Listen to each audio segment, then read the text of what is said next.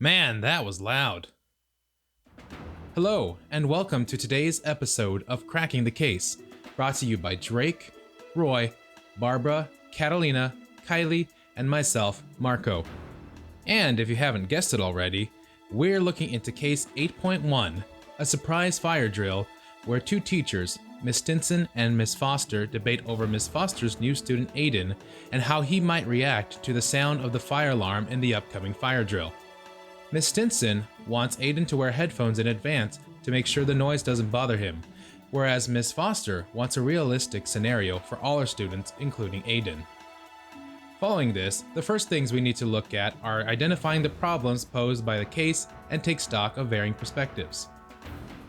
The problems we encountered were Aiden's sensitivity to noise, Miss Stinson's headphones and desire to accommodate beyond the IEP, Ms. Foster's resistance and desire to help her students learn what to do in case of a fire, and that Ms. Foster is considering her other students' needs over Aiden's needs and not being equitable.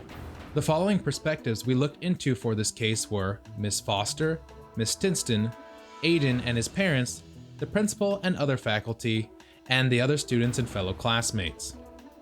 We then looked to consider the possible challenges and opportunities. The challenges that arise are that other students may see giving Aiden headphones as unfair. Other staff may see it as singling him out. It could throw Aiden's whole week off, which could result in negative effects on students and staff. Aiden's parents could file a complaint. There is a difference of opinion among staff on how the situation is addressed. Ms. Foster and the school is breaking the law by not adhering to a documented IEP. Finally, Ms. Foster does not consider Aiden as one of her students with her statement, "I need to keep all of my students' safety in mind." The opportunities present are that Aiden will have an opportunity to be able to adapt and overcome a challenging part of his disability. It will allow for staff and students to be educated on people with disabilities. It allows a realistic scenario and opens important discussion on how teachers are to handle situations like it in the future. And communication can improve between staff to provide an equitable environment for all students. To move towards a more equitable outcome, we decided that Ms. Stinson and Ms. Foster need to compromise. This entails that Ms. Foster needs to be more flexible with the accommodations that Aiden needs. Meanwhile, Ms. Stinson talks to Aiden about his past experiences with fire drills to determine if he really needs the headphones. We also concluded that some students will need certain accommodations and other students in the school will need to be aware and considerate of those accommodations.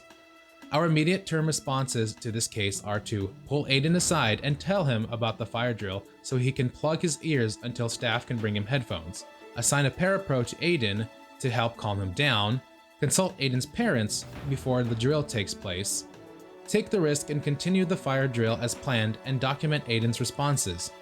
This could contribute to the long-term goal of updating Aiden's IEP. When looking into longer-term plans and policy updates, we have decided that a meeting with Aiden's parents should be held to update his IEP. Ms. Stinson can schedule a teacher professional development training on IEPs with an emphasis on adhering to the objectives as is part of the law to follow the IEP. Ms. Stinson can also schedule a meeting with all students with hearing sensitivities and sound the alarm to determine the extent of their sensitivity. Staff will need to be informed on students with disabilities and IEPs and parental requests. Through these efforts, our hope is that by educating staff and students, it will prepare students to be contributing members of society by helping Aiden to adapt to this situation and help prepare him for future situations and life outside of school. This will provide a learning experience to encourage other students to be more inclusive, compassionate, and understanding to why others are different. Furthermore, an educated staff increases equity for students with disabilities.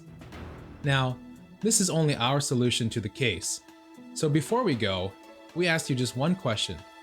What's your strategy? Thank you for watching. This is Marco Nickel, signing off.